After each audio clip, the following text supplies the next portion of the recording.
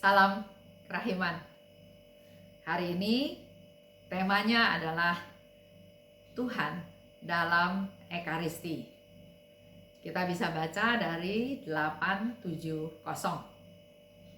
Terjadi pada tanggal 6 Januari 1937. Hari ini dalam Misa Kudus. Tanpa ku sadari, aku terserap ke dalam keagungan Allah yang tidak terbatas. Kalau kita secara khusyuk ke gereja, mempersiapkan diri dengan baik, datang tidak terlambat, kita punya waktu berdoa, kita punya waktu hening, mungkin bisa Bapak Ibu praktekkan pada waktu adorasi atau pada waktu jam suci ya, adorasi. Kalau di paroki saya di Santo Andreas itu ada setiap Kamis malam sebelum Jumat pertama. Suasana mendukung, hening dengan lagu-lagu yang sangat mendukung. Bisa merasakan kehadiran Tuhan, bisa merasakan kedamaian. Dan di sini Suster Faustina katakan, tanpa ku sadari, aku terserap ke dalam keagungan Allah yang tidak terbatas. Seluruh kasih Allah yang luar biasa melanda jiwaku. Dia sungguh merasakan kasih Allah. Kita juga sebetulnya bisa ya, kalau mau berpikir, begitu banyak Allah mengasihi kita.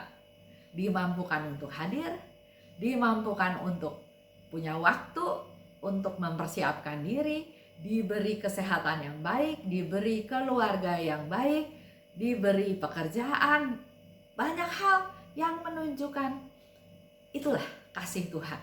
Misalnya juga selamat dari kecelakaan, itu juga satu rahmat Tuhan, satu kasih Tuhan yang nyata. Kita belajar menggali banyak kasih Tuhan yang kita terima sebetulnya.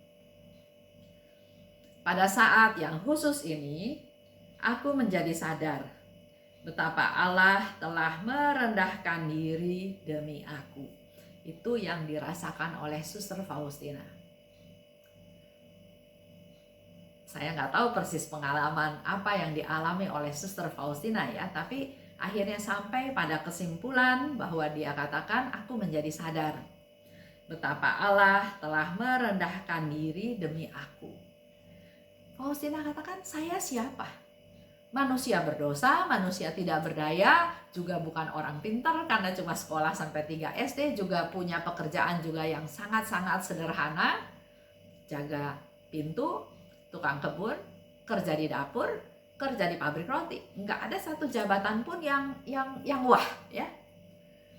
Tapi dengan pengalaman akan kasih Allah tersebut, dia merasakan betapa Allah telah merendahkan diri demi aku.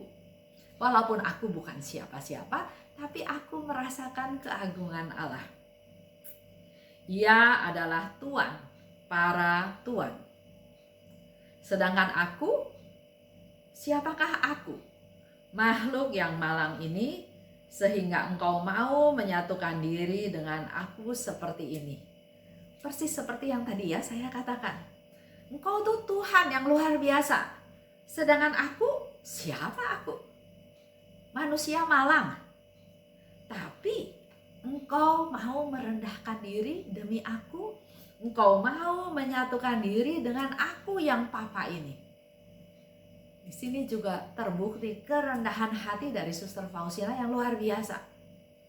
Dia nggak bilang saya rasul Tuhan, saya dipilih Tuhan, saya sudah melakukan mati raga, saya sudah berdoa, sudah menjadi silih untuk menebus dosa-dosa manusia. Dia nggak memamerkan apa yang dia lakukan, tapi justru dia merasa sangat rendah, tidak punya apa-apa, sangat apa-apa, tapi kok Tuhan mau bersatu dengan aku. Itulah kerendahan hati. Keajaiban-keajaiban yang mencekam aku sesudah menerima rahmat istimewa ini berlangsung sangat nyata sepanjang seluruh hari. Jadi dia terserap ke dalam keagungan Allah itu bukan sesaat, dia bisa merasakannya sepanjang hari. Contoh ya, ada satu contoh. Saya lihat di TV beberapa waktu yang lalu. Waktu itu Jokowi, presiden kita, sedang naik mobil iring-iringan ya, beberapa mobil di suatu kota. Saya nggak tahu persis tempatnya di mana. Tiba-tiba ada seorang suster, seorang biarawati memanggil-manggil namanya. Persisnya saya juga nggak tahu apakah Pak Jokowi, apakah Pak Presiden, tapi Jokowi ini mendengar panggilan tersebut. Bukan suster itu aja yang panggil Pak Jokowi, tapi orang-orang yang ada di pinggir jalan mengeluh-ngeluhkan dia. Rakyat-rakyat yang ada di sana semua juga memanggil-manggil Pak Jokowi. Tapi anehnya, Pak Jokowi mendengar suara suster yang memanggil. Dan dia menyuruh supirnya berhenti, dia berhenti, mobilnya berhenti, dan dia keluar dari mobil tersebut. Dan memanggil suster tersebut untuk datang kepadanya. Bagaimana perasaan suster tersebut? Kalau saya lihat di TV ya, suatu muka yang begitu sukacita, begitu bergembira, dan juga termasuk surprise, terkejut, nggak nyangka kok dari sekian banyak Jokowi mendengar panggilan dia dan Jokowi merespon suster tersebut dengan memanggil suster tersebut untuk bertemu dengan dia. Pasti perasaan suster itu juga heran, siapa saya? Dari sekian banyak yang berteriak-teriak, kok suara saya yang didengar? Kok Pak Jokowi mau saya panggil? Mau berhenti, mau keluar dari mobil, dan mau bertemu dengan saya. Pasti keajaiban ini juga akan terus diingat oleh suster tersebut. Bukan sepanjang hari ya, mungkin sepanjang hidupnya dia. Kalau kita, contohnya candaan kita ya, kalau kita bersalaman dengan orang penting, ada pernah teman juga bersalaman dengan Pak Jokowi, dia katakan, tangan ini saya nggak mau cuci tangannya, karena inilah tangan yang pernah bersalaman dengan Presiden Indonesia. Ya, itu ungkapan yang luar biasa. Itu yang kita lihat ya, suster yang bukan siapa-siapa, tapi dia bisa mengalami sesuatu keajaiban. Begitu pula dengan Suster Faustina. Suster Faustina juga papa, tapi kok dia bisa merasakan keagungan Allah tersebut. Dengan memanfaatkan kemesraan yang boleh aku jalin dengan Tuhan ini, aku berdoa di hadapannya bagi seluruh dunia. Kalau tadi suster tadi dia begitu sukacita bertemu dengan Jokowi, saya nggak dengar lagi kelanjutannya apa. Tapi dalam hal ini Suster Faustina dalam sukacitanya, dalam keajaiban-keajaiban yang dia alami, dia selalu ingat orang lain. Dan dia katakan, aku berdoa di hadapannya bagi seluruh dunia. Dia berdoa pada Tuhan untuk seluruh dunia. Pada saat itu, aku merasakan bahwa seluruh dunia bergantung padaku. Ada kepedulian yang besar dari Suster Faustina untuk seluruh dunia. Jadi pada waktu dia berdoa kepada Tuhan untuk seluruh dunia, dan dia langsung merasakan bahwa ada ketergantungan, bahwa seluruh dunia bergantung pada dia. Bukan dia merasa hebat, tapi dia merasa bahwa saya punya tanggung jawab, kepedulian untuk seluruh dunia.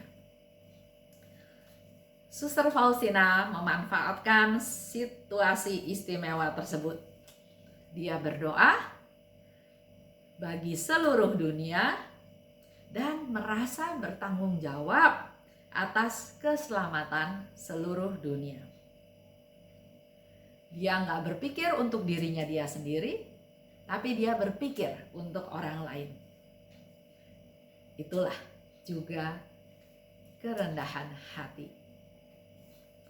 Terima kasih. Salam kerahiman.